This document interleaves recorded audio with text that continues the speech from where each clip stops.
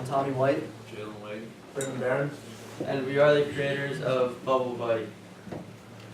So I was diagnosed with acute lymphoblastic leukemia when I was 3 years old, and I was cured about 5 and finished remission around 11. Ever since I've been cancer free, and everyone in the group has known someone or knows someone right now who's battling cancer, and that's what really inspired us to figure out what we could do to help those people who are less fortunate. And so we sent out a survey to the small student body here at Malvern, and we got responses from 190 people, and out of those people, 90.5% know someone who's been affected by cancer or treated for cancer. 63% know an adolescent from the age of 13 to 18 who have been treated for cancer, and 70% know a family member or a close family friend who has been treated for cancer.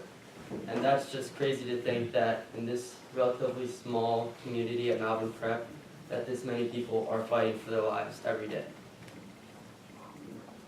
So when we originally started to brainstorm, okay, what could we research, how could we attack this problem? Because obviously we're not Chinese, we can't solve cancer, right? So what we did was try and figure out, okay, what kinds of people, what kinds of cancer patients are we going to look to? And so since Andrew was diagnosed and he went through the whole process when he was a little boy, that's what we decided to go with. We decided to go with children that have been affected by cancer, current patients, people that were affected by cancer, survivors. And through research, we learned that it's hard to obtain information from children that can't really remember their experiences. And so that's why we decided to go with adolescents. And through researching that and doing multiple interviews with various people, various families that were affected by cancer, we figured that adolescents were typically very isolated in the hospitals. So whereas children would have activities to do, the hospital would give them activities, we saw that adolescents were typically isolated, didn't want to do that stuff, and kind of realized they didn't have anything to do. So that's the dilemma that we came to. So I interviewed Mason Abate. He's a 2016 graduate of Malvern, and Ray interviewed some of his friends. And what we took away from the interviews was he's very isolated. Like during treatment, he couldn't really talk to anyone. Like no one could come and visit him, but other than like through films and stuff. But and when they would come, all they would do was Xbox, and it got old. So the question we came up with to solve was how might we help an adolescent receiving cancer treatment who is feeling isolated from friends and family. And then So yeah, so our solution, we wanted to create a platform that could help connect other cancer patients that are receiving treatment to help them feel less isolated. Not only just feel less isolated to help connect with family and friends, but to connect with other cancer patients that are in a similar situation as them. So what we thought was the best solution was we designed an app. Here's a very rough sketch of what it would look like, but it's called the Bubble Buddy app. And so in the middle you see a map, and what that would be is you can zoom in into any specific area that you're in, or any hospital that you're at, and it'll come up with all different hospitals in that area. You can click on that hospital and it'll tell you all the different cancer patients that are currently in there and all their bio and stuff. So you can click on that and then try and connect with a certain person or whoever is in that hospital. And then on the bottom, you have your profile, you have all your interests and whatnot in there, and then the quote of the day, something interesting to read.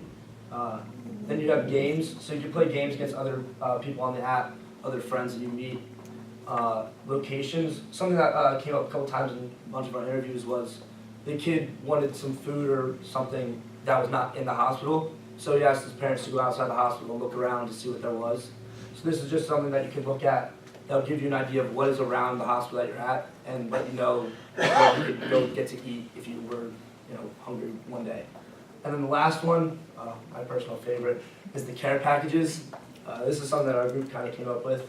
And so if you meet with somebody and you're really you talk to them or whatever, and you become pretty good friends, you can look at their bio and see what their interests are, and you can comprise a care package to then send over them.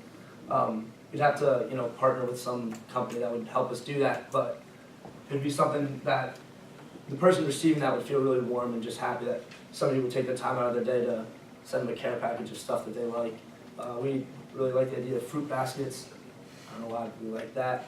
So, anything you like that would make the other person feel happy would just, make their day. So that's basically our app. Then you have the messages at the top. You can just, send messages to people. But that's basically the outline of our app. And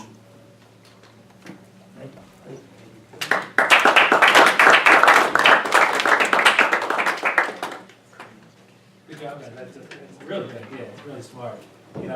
My mom went through chemo, and she had like a group of friends, so she had 2 people go with her every treatment, and then same thing with radiation. So it was good that she had that support for her. But I guess for younger people, they're probably going to be in school, so they're not gonna have the time to get out of their day to hang out with their friend that's going through this. So, and I think it's a really genius idea.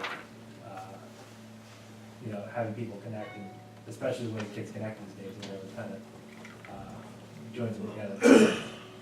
I don't have any questions about it, but it's an awesome idea. Great.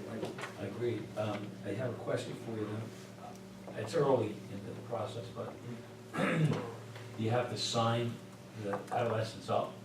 How do they participate? Do they have to agree to be part of the thing, I would assume, because of HIPAA laws. Kind of like Facebook. You have to download it. But I don't know, that might be something that you have to look at because they're patients. It would be more of like their family together, because their whole family's going through it together. So obviously you can't have children like just on the app walking to other random strangers.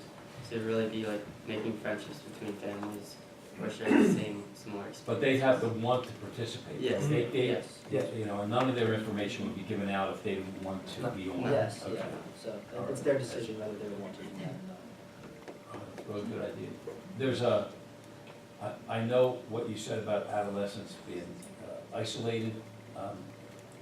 The Roger Daltrey from the WHO and the WHO have a foundation that addresses that very thing. And I think they put a unit at CHOP. So you might want to look into that. I don't know what the name of it is. I know it gives the kids something to do and keep them occupied while they're, basically prisoners. So it's Roger Daltrey. Look at that. I just had a couple simple words: focus, concise, and gut wrenching. I mean, it definitely gets your attention. Hearing about a 3-year-old having cancer like that. Congratulations on your survival. Glad to see you here.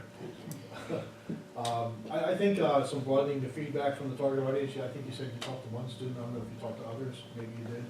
But maybe you could either uncover new features or validate what you have in there. I mean, there's some pretty obvious stuff that they've done. That has already been done in the marketplace, and you're taking a subset of what Facebook can do and what other social apps do. So I don't know if you can sort of debunk that, but the other thing is, what other competing apps or social communities are out there, whether you had a chance to do that or not, whether this is truly unique. If it is, that's pretty incredible. Hopefully we can take it forward. I like that idea. Yeah, and I think having CHOP in our backyard, trying to reach out to somewhere there. If you've ever been there, it's great. It's amazing. It's an awesome place, and like the things that they do to increase, the social aspect of it is great. They have like a radio station right there in the lobby. That definitely be something you should try and reach out to see the viability of this. You got DuPont also. Yeah, DuPont, Right right across the state line, 25 minutes from Philadelphia. I want to build on what Mr. Chikala and Mr. Demento said, and what Mr. Comer was just saying. This is really for everybody. So the wisdom that they're offering you guys is that if you have a great idea that you can build, it might make sense to find a partner who's already working in that space, whether it's the Roger Daltrey's Foundation, or using, and I know Mr. Chikala, you didn't say this, but I think by implication, if Facebook is a platform that people already use, is there a plugin you can create for Facebook that people can choose to incorporate into their pre-existing Facebook profile that adds all these features? There's a partner down the road in CHOP, and then a little farther down the road in DuPont. Would they be interested in partnering with you guys, just like, and we'll hear from the the suicide team next, just like that team decided they wanted to partner with the American Foundation for Suicide Prevention. That can be like a turbo booster for you guys in your project, lend you focus, and also know that you can take advantage of resources at scale that you couldn't possibly generate on your own. They've got money. Yeah. DuPont definitely has money. They're supposed to spend it inside Delaware, and it's hard to spend that much money in a small state. And they're serving this community too. Absolutely. You know, Thanks, guys. Good job.